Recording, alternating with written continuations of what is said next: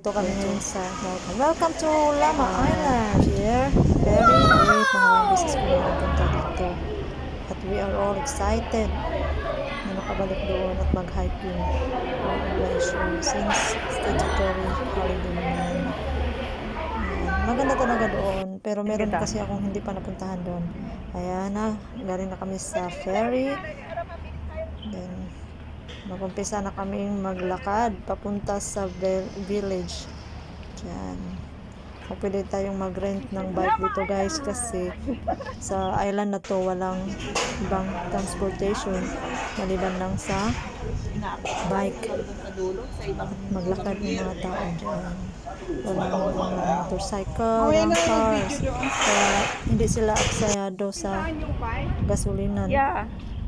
Wala, hindi sila magpapanik kung magtaasan ang mga gasolina. Presyo ng gasolina. Doon kami punta sa may windmill. Doon sa may bundok na yan. Ayan. Kuha muna ng video guys sa paligid for a documentary. Not charot. Yan yung mga kasama ko. Mga taga-dyan yan. Nakasabog kami ngayon. Yan, merong mga seafood restaurant dito sa tabi-tabi. Meron mga Chinese food. Mga siupaw. Sino mahilig ng siupaw dyan? So, tsak, mahal ang mga seafoods dyan. Maraming mga foreigners dyan kumakain.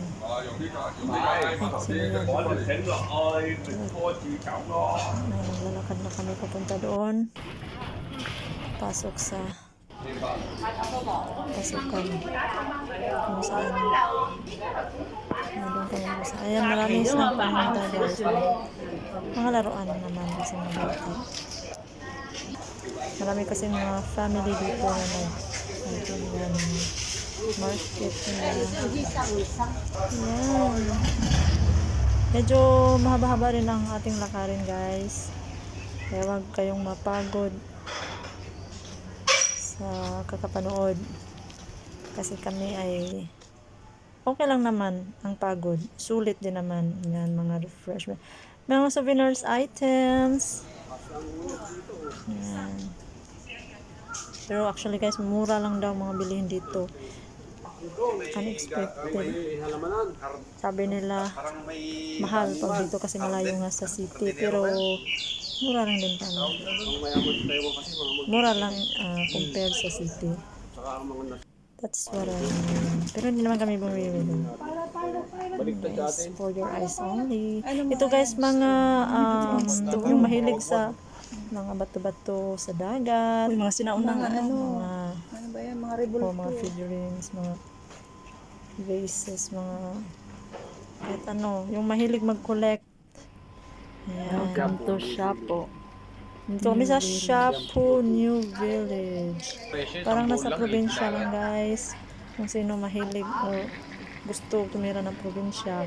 So parang nasa probinsya ka lang. Presko ang hangin dito. Tahimik. Hindi maingay na lugar. Pero kaiba siya sa Pilipinas. Dito tahimik. Parang walang kapitbahay. So, siyempre guys, gusto ko rin naman yung may kachika-chika na kapitbahay.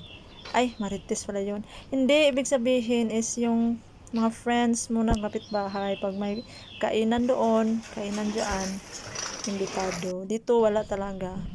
Yan, mga bike lang yung transportation dito. Ayan, malapit na kami sa aming pupuntahang bundok. Ayan. At ako excited. Gusto ko talaga. Mahilig talaga akong maglakad, guys. Ayan, isa na akong kasama na mahilig din mag-video. Ayan, may mga binibintang parang ukay-ukay sa gilid lang. Ayan, kahit ano ng mga abugot, binibinta nila sa murang halaga. O yan, mga ginagamit nila sa mga paghahakot ng mga basura. Yun yung parang motor. Ayan. Paakyat na kami. Ayan, lalakad. Akyat na kami guys. Sensitive yung lugaw mo, matamis. Umpisa pa lang namin. Nasa ano pa lang kami. Nasa base. Hindi pa kami nag-umpisa. Pero makikita na namin yung mga bundok. Yan, yung mga 3 bundok, 4 ba yan. Yung mga bahay dito. Tahimik. Parang walang mga tao. Pero maganda. Overlooking. Yan. Wanglong Village. Ito yung Wanglong Village. Yan, nag-picture taking kami dyan. Pero maraming mga daanan. To the left, to the right, straight ahead, Taiwan Sun backward. Village. Malito ka talaga kung hindi mo alam. Walang tour guide. Yan, nandito kami sa Taiwan Sun Village. Ayan. Marami ng mga